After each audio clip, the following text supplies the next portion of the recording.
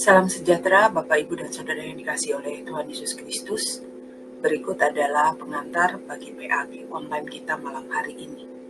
Sebelumnya saya akan membacakan surat 1 Korintus pasal yang ke-9 ayat 16 sampai 23. Saya berharap Bapak Ibu sudah nanti bisa membaca terlebih dahulu dan nanti kita akan bersama-sama membahasnya. 1 Korintus pasal yang ke-9 ayat 16 sampai 23. Karena jika aku memberitakan Injil, aku tidak mempunyai alasan untuk memegahkan diri, sebab itu adalah keharusan bagiku. Celakalah aku jika aku tidak memberitakan Injil. Kalau andai kata aku melakukannya menurut kehendakku sendiri, memang aku berhak menerima upah. Tetapi karena aku melakukannya bukan menurut kehendakku sendiri, pemberitaan itu adalah tugas penyelenggaraan yang ditanggungkan kepadaku. Kalau demikian, apakah upahku? Upahku ialah ini, bahwa aku boleh memberitakan Injil tanpa upah, dan bahwa aku tidak mempergunakan hakku sebagai pemberita Injil. Sungguh pun aku bebas terhadap semua orang. Aku menjadikan diriku hamba dari semua orang, supaya aku boleh memenangkan sebanyak mungkin orang. Demikianlah bagi orang Yahudi aku menjadi seperti orang Yahudi, supaya aku memenangkan orang-orang Yahudi. Bagi orang-orang yang hidup di bawah hukum Taurat, aku menjadi seperti orang yang hidup di bawah hukum Taurat, sekalipun aku sendiri tidak hidup di bawah hukum Taurat, supaya aku dapat memenangkan mereka yang hidup di bawah hukum Taurat. Bagi orang-orang yang tidak hidup di bawah hukum Taurat, aku menjadi seperti orang yang tidak hidup di bawah hukum Taurat, sekalipun aku tidak hidup di luar hukum Allah, karena aku hidup di bawah hukum Kristus, supaya aku dapat memenangkan mereka yang tidak hidup di bawah hukum Taurat. Bagi orang-orang yang lemah, aku menjadi seperti orang yang lemah, supaya aku dapat menyelamatkan mereka yang lemah. Bagi semua orang aku telah menjadi segala-galanya, supaya aku sedapat mungkin memenangkan beberapa orang dari antara mereka. Segala sesuatu ini aku lakukan karena Injil, supaya aku mendapat bagian dalamnya.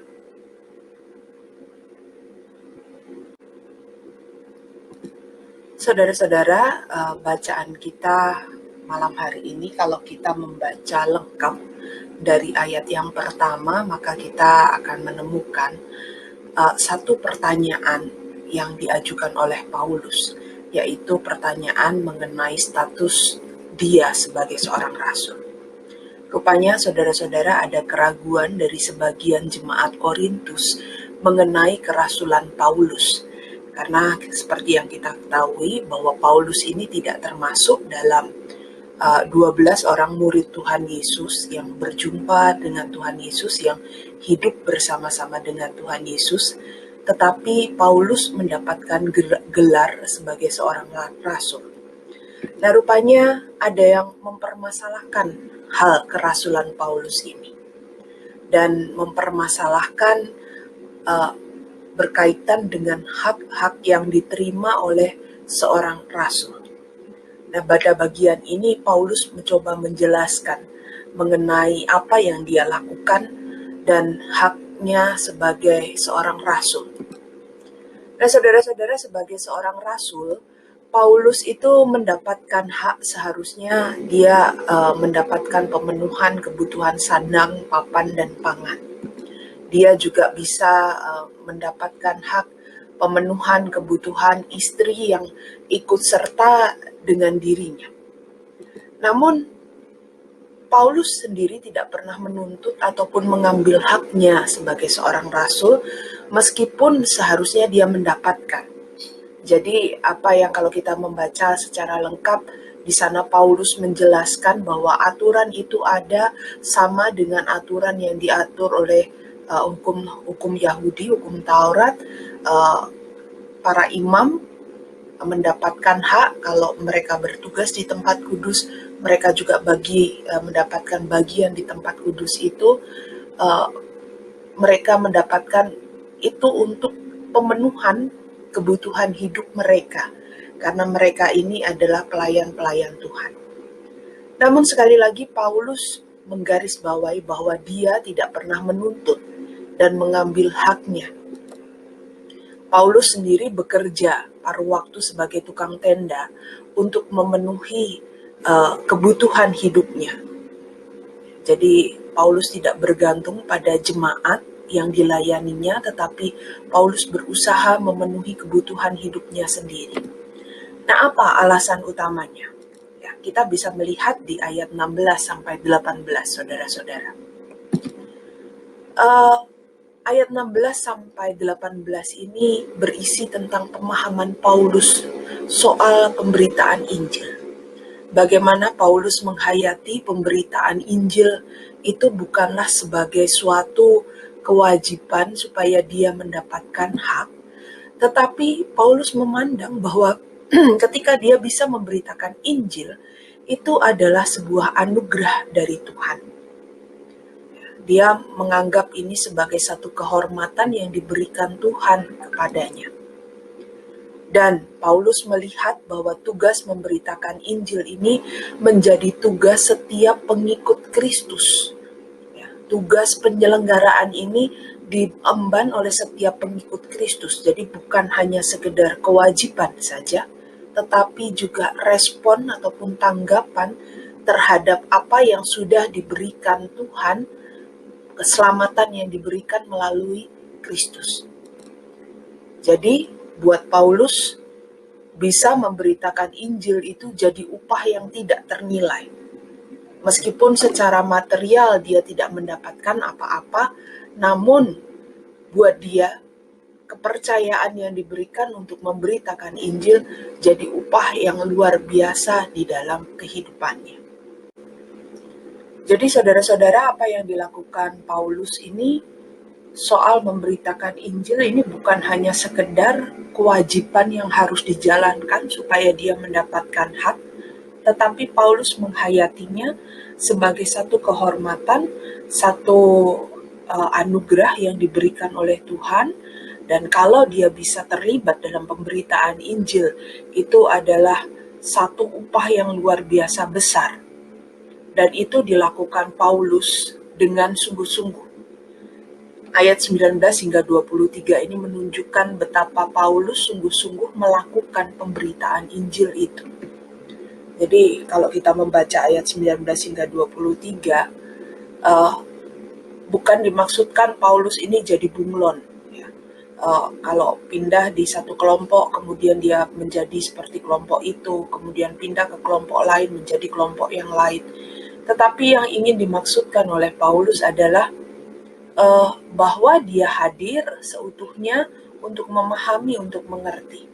Jadi apa yang dilakukan Paulus ini juga bukan pula kalau dalam bahasa Jawa gaduk-gaduk ke ajaran, ya, mencocok-cocokkan ajaran-ajaran yang ada dengan ajaran Kristus supaya diterima. Tetapi Paulus mau benar-benar berusaha mengenal, berusaha memahami cara pandang atau cara berpikir kelompok orang tersebut, sehingga dengan pengenalan, dengan pemahaman cara pandang, cara berpikir orang-orang tersebut, Paulus kemudian bisa memperkenalkan Injil dengan lebih baik. Jadi tujuan utamanya adalah supaya Injil ini bisa diterima, supaya Injil ini bisa dikenal oleh kalangan yang lebih luas lagi. Ya, kalau ngomong soal resistensi pasti akan ada, tetapi Paulus memakai cara untuk mengenal, memahami dengan mengatakan, kalau aku ada di kalangan orang Yahudi, maka aku menjadi seperti orang Yahudi. Jadi bukan menjadi orang Yahudi, tetapi seperti, menjadi seperti. Artinya ada effort, ada satu hal yang yang dilakukan Paulus dengan sungguh-sungguh untuk mengenal, untuk memahami kelompok orang di mana dia akan memberitakan Injil. Jadi Paulus tidak hanya sekedar main-main, atau Paulus tidak hanya sekedar pokoknya saya mewartakan Injil, tetapi dia juga memakai cara supaya Injil ini tidak disebarkan dan hasilnya sia-sia. Caranya dengan dia belajar, dia mengenal, dia memahami cara pandang atau cara berpikir kelompok-kelompok yang akan diperkenalkan Injil kepada mereka. Sehingga kalau kita ngomong soal tugas ini, buat Paulus ini bukan tugas yang hanya wajib dilakukan supaya Tuhan memberikan berkat cukup atau supaya dia bisa menerima hak-hak yang bisa menjamin kebutuhan kelangsungan hidupnya. Tetapi buat Paulus tugas ini sangat mulia. Dia harus menyebarkan dan dia melakukannya dengan sungguh-sungguh. Ya, saudara-saudara, kalau kita berbicara soal upah, rasanya tidak ada seorang pun yang tidak senang untuk mendapatkan upah. Jadi, siapa sih yang tidak senang mendapatkan upah? Orang bekerja demi mendapatkan upah. Bahkan banyak orang bekerja hanya untuk mendapatkan upah guna memenuhi kebutuhan hidupnya.